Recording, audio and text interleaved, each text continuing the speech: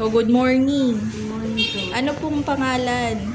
Ako po si Samaria Gayman Inko po. Yan po yun siya. So, ngayon po, may nararamdaman po ba kayong pagbabago simula nung nag-therapy kayo sa Wensen? Alhamdulillah, naramdaman ko na malaki talagang naramdaman ko na nabawasan yung bigat ng katawan ko.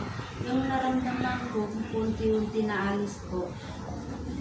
So, gaya po ng alin, yung mga sakit na natanggal or naalis. Kagaya ng pagkasakit ng mga kilid, mga dito sa paa ko, yung hindi ako makatulog lagi, para hindi ako yung sumasakit dito ko. At saka hindi ako makakita mabuti, alhamdulillah na alis naman kunti-kunti.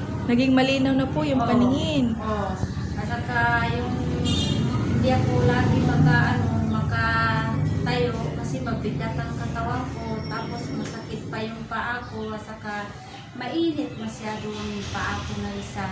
Alhamdulillah, ngayon wala na. Unti-unti na lang naaalis. Ano po yung mga masasabi mo sa katribo mo?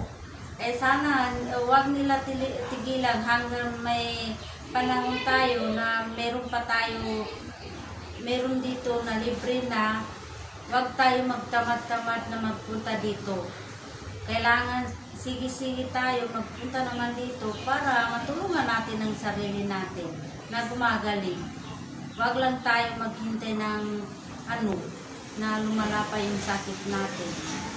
Yun na lang. Sa Wensen Company naman po, anong masasabi nyo? Nagpapasalamat ako sa Wensen na nagpunta sila dito sa Lambayo kasi marami sila natulungan. Salamat naman po.